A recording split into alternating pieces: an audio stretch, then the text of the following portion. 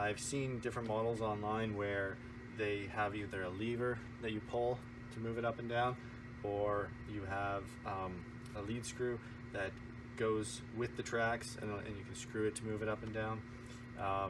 So there's a few different ways of doing it. This one is, I believe it's an older style. It's an older machine, but I don't know if they make them this way too much anymore, and I haven't seen very many with this.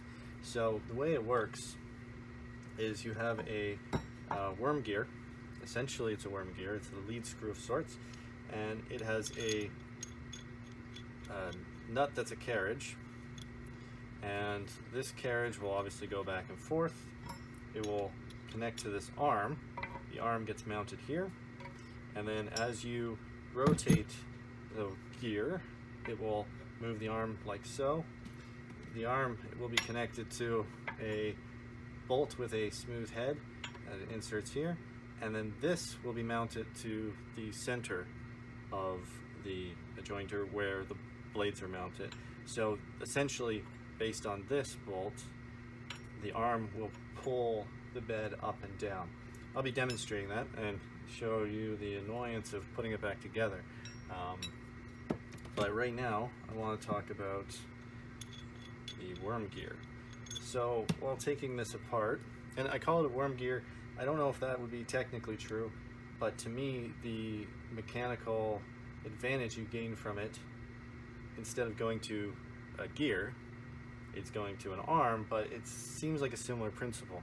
I'm no engineer, so if there's an actual term for this type of motion transfer, let me know in the comments. So this this gear shaft goes into the body here, and it will connect to a bushing, this bushing here, which I think this is just made out of steel. I'm not sure, I don't know if this is cast iron like the body, but essentially the reason they used it is to convert the diameter of the small shaft to the diameter of the cast iron. Now, maybe they did that for manufacturing purposes. Maybe it was easier to just make two holes the same size, or maybe this metal has different friction properties, but this metal on this side does ride right against the cast iron. So to me, I don't know if they get any advantage. They might have designed it to match the crank, right? Because it needs a smaller shaft, so they said we're going to go down to a smaller shaft, and therefore we need something to compensate in this. Now, this is the front where this sits, because the shaft here on the small part, like I said, goes with the crank, so it'd be set up this way. The pin in here goes into the crank as well, and there's also a grub screw to lock it in place and platform. So for this video, I'm just going to grub screw it. I'm not going to put the pin back in, just because if I have to redo something, grease some stuff up that I'm not doing in this video, it's a pain in the butt to get out. Essentially, you've got the pin, and this gets mounted this way with the long side in. And the reason I know, I've demoed this video a little bit, but the reason I know that it goes in the long way, not only because I took it off that way, but also if you were to compare these two, once they're in, there's just as much showing on this side as this side, so it seems to even out. Now there is a grub screw here, which will go in there. Now I've got to tap that in. I think there's a little bit of paint in there, just needs to be worked out.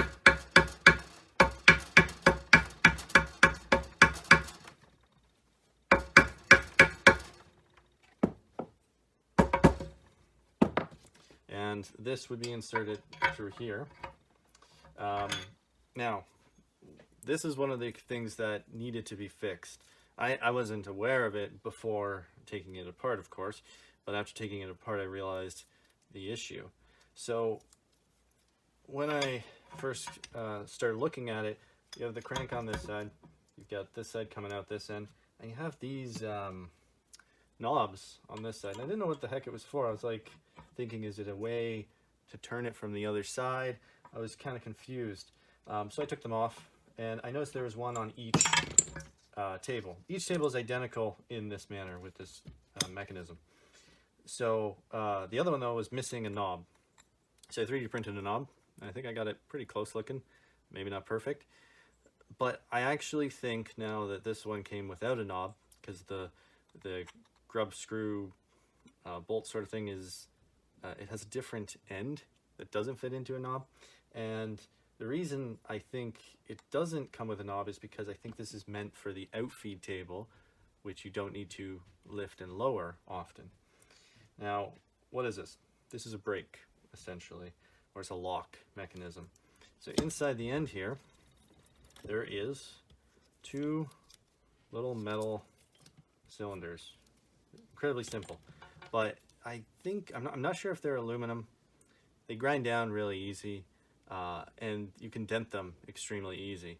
And there's 2 of them sitting in there, and as you screw this in, the point pushes them outward and causes it to break on the cast iron so that you can't spin it anymore.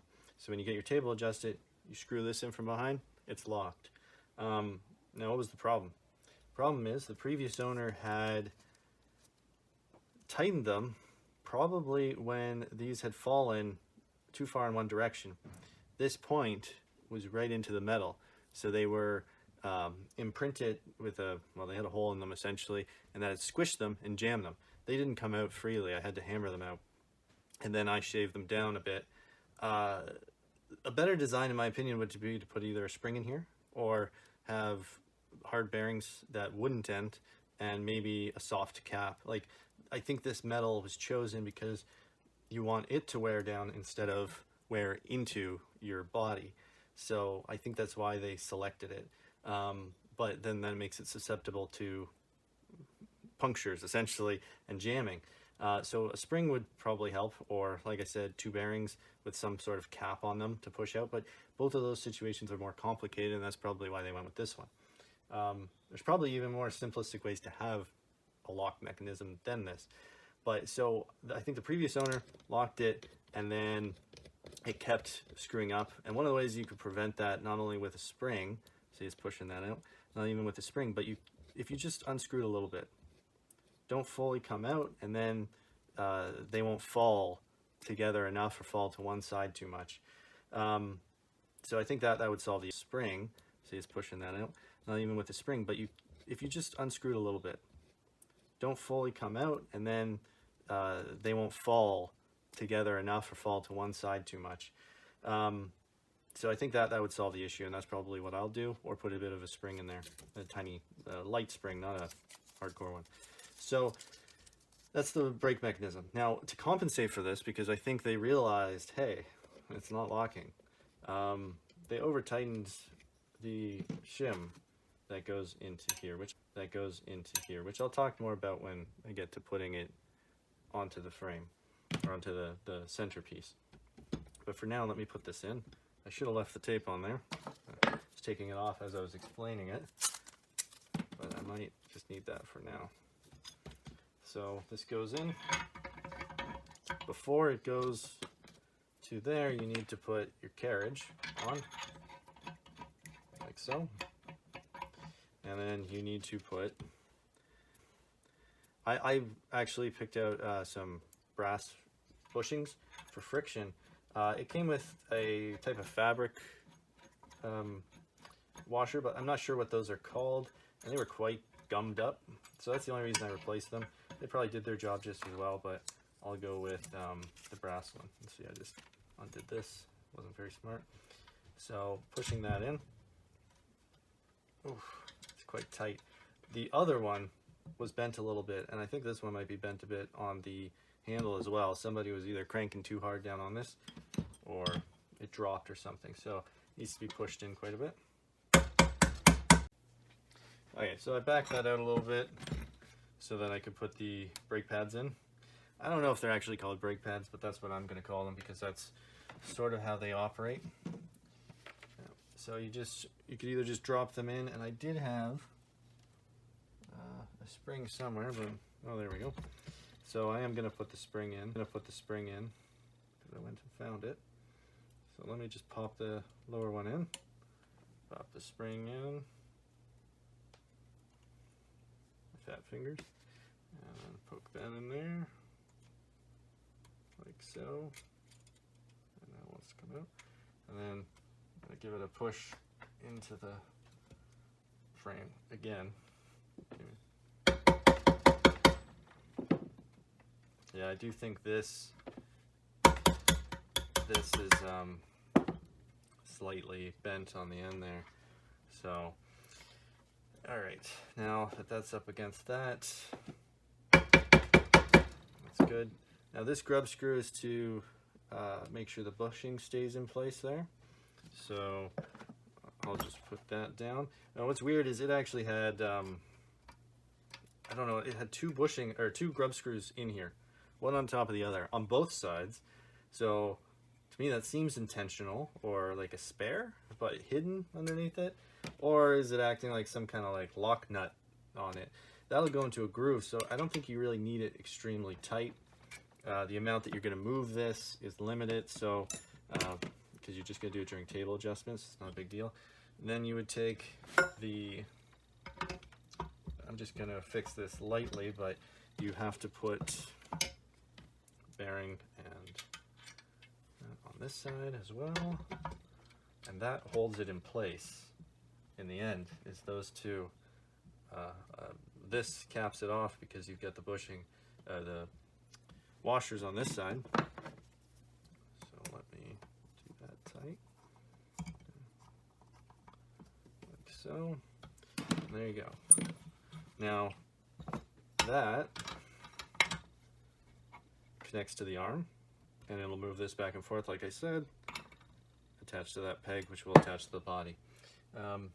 Just for demonstration's sake, I'll put this bolt in a little bit, and you can see it needs some lubrication for sure.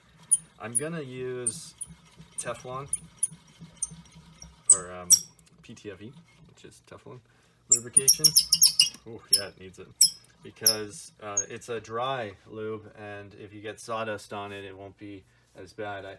I did the same thing with old drill press, and yeah, it doesn't get very dirty. It doesn't get gummed up as much. But in areas where maybe you won't get much sawdust, I don't know, under these surfaces or something where I need something thicker, I'll just use some standard grease. Yeah, so now I'm going to, demonstrating the brake, which I didn't do. So I'll take one of these, pop it in here. So if I turn this, right, tighten it. Now I can't turn it because I can turn it if I really put a lot of pressure on. So it works as much as you would need it. I think the whole idea behind the brake is really just if you accidentally knock this while you're operating it, you're not gonna move the bed by accident. But if you put enough pressure on that, that soft metal will wear, right? And the way to prevent this from the brakes from being jammed up in the future is just don't undo this to a certain amount and have a small spring in there, and it should keep it apart. Simple. Yeah, so that's this assembly. All right, so this is the center. The blades will sit in here. I'll probably get to them last because I'll have to do all the lining up and such. But I spray painted everything except for the smooth surfaces. These are the channels in which the tables will go into. And as you can see, from about here you've got this hole where you can come from underneath, and you would see inside this section, and this is where that other bolt that will act as a pivot point to pull this up and down will be. So I've done this already, and I'll probably play a clip of this at the end, or bloopers, of me fussing with trying to figure out how to put this back on. Definitely easier to take it off, because the way I took it off is I pulled the lead screw out, dropped everything out the back, and then just slid it off. However, I did have issues with that, with this in particular, on one side, which I'll talk about the grub screws in a moment. And so before I put this on, I need to put this in. So this needs to go like so, in whichever side. Let's just make sure this is in the, yeah, you can see that in the video. Okay, so this needs to go on here, and I'm gonna have to flip it, but you need to lock it in with a bolt on the bottom, like so.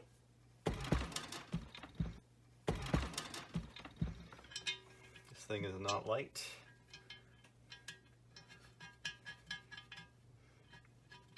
So this needs to go in first. I'm going to put it on a slightly loose, just so that it has some wiggle room to move things around. There's a gap here that you can reach your hand in, but of course you can't do it if you've got the lead screw in there, so that's why I had to remove it. You need to put this in first though, because this won't fit through the gap once it's on there. It's a real pain in the butt. And since this won't fit, you need to leave it in like this already. And then what you can do is take this, slide it on like so, boom. And then you can lift this guy up and you'd engage, I have the other one actually attached to the other one, but you can engage those teeth onto the bolt in there, and then you simply need to pop this in to the place there. Now I need to lift this up a little bit, it's too far down. So I'm just going to use a block of wood, lift that up, and then you can see the hole. Beautiful.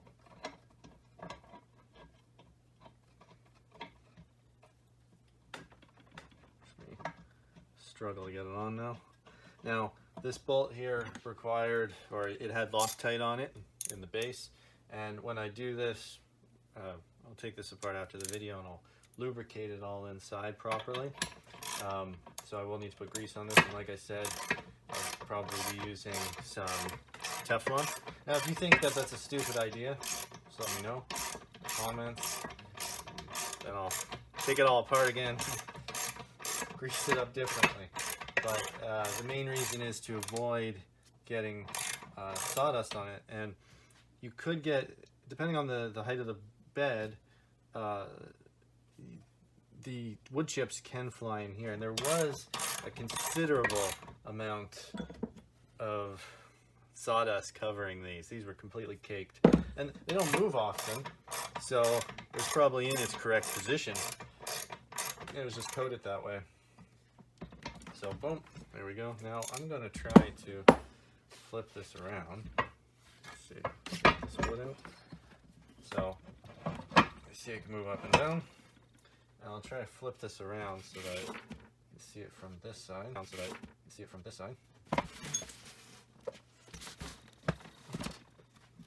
All right. Perfect. So the advantage of a lever like this and a worm groove is, well, the advantage is the mechanical advantage that you gain. This is a very heavy object, and just with my thumb and hand here, I can lift the whole thing no problem. Whereas it takes me actually a considerable amount of effort with my bicep there. You know, I'm not that strong, but at the same time, it's a lot easier with that. So it's kind of impressive. In a way, it's more complicated than some of the newer designs, I think. Like obviously just sticking a screw here to go up and down, sure, it'll just rest on the lead screw, but it's more complicated, but I think it gives you more of a fine detail that you can go, and also gives you a mechanical advantage. Speaking of which, the brakes, with this in mind, I don't think, like, you can move it easy, but once that's on the screw, I think this type of transfer of motion will supply you with a lock enough on its own. The brakes are probably more for simply preventing you from accidentally hitting the handle and turning it yourself. Yeah, so this is a bit loose. So what comes in handy here is a shim. Now the shim goes on one side only, and I was planning on doing something silly and putting a brass strip in here to help it move smoothly, but again, maybe that's a silly idea. It's a very thin brass strip. I was even thinking about buying a whole, replacing these with brass themselves. It'd be good if you had to move it often. Realistically, this just needs to move smooth, and then it gets locked into place. So you don't need it to be crazy fancy. when I took this apart, I had some problems, and I'll flash some pictures up here, getting one side of this off. So one table. The problem I had is that on the side here, you can see these holes. It's got 3 grub screws that go on the side. And failing to see them right now. 1, 2, 3. Oh, I'm looking at the wrong side. This goes in here. Okay, so 3 grub screws going down, 1 on the top, 2 on the bottom. But on the other side, it's reversed. It's 2 on the top, 1 on the bottom, or vice versa, right? So when I took it off one of them, it was 2 on the top, and the bottom one was sticking out here. So this piece was essentially pushed out like this on the end, and it just slid off just fine. When I got to the other side, it was covered with a bunch of grime, and I didn't see the third grub screw. I didn't see the third one actually. I think this is the side because there's 1 here at the top, not 2. So this one came off easy, but I still didn't see this grub screw, so I didn't take it out. So when I got to the other side, I thought I only need to take out 2. And I took out the 2 at the bottom, but there was 1 at the top, and since it wasn't free like this, sticking out, it was at the top, I couldn't get it out. I was using WD-40, I was hammering it, like trying to tap out this. I looked if, I went to finally look, is this chamfered so that it goes thicker on one end? How am I supposed to get it out, up or down, etc.? So I went to look at the previous one and think, why did this come off so easy? And I noticed I still had the grub screw in there. So I go back to the thing, and then I realized, oh, it's just covered with grime. Got it off, the thing slid off, no problem. Pain in the butt. So, yeah, a little bit of an adventure there. But he also had over-tightened these, and I think he over-tightened these to compensate for the fact that the brakes wouldn't work anymore. Maybe. Because it would not move very freely, and the brakes were jammed, so even when you're hand cranking, this thing just did not want to move. And if you have it set up right, I guess it's not a problem if it's where you want it to be. But I didn't want it to be. I didn't want it to be in that position, or I wanted to be able to change it. So this is. It definitely had to come apart. So basically, you just screw that in. Now you do it with the 2 up above. That'll set it in place, and then, of course, see how that just pushes it out when it's down here. It would have been better if they made the 2 down here and the 1 up there in both cases, in my opinion. So I'll just tighten that just a bit, just as an example. And you see you can still move it up and down, but it stays to this. And, of course, if you put this guy in here, and you put the component that I previously showed off, this is tricky. I probably need to put it here first. I'll just speed up this part of the video so you don't have to see me do it over again. And just putting it together quick off camera.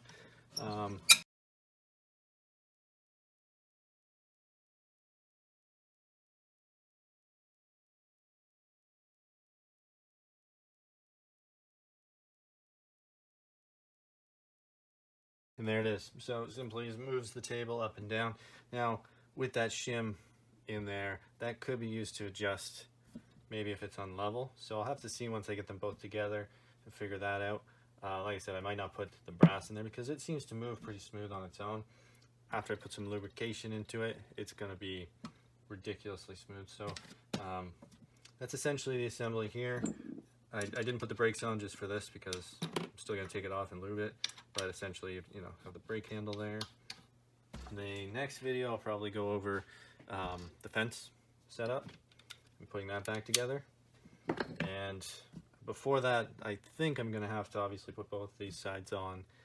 Maybe I'll get that all lubed and set up too before I start on the fence. But same process, both sides for this setup.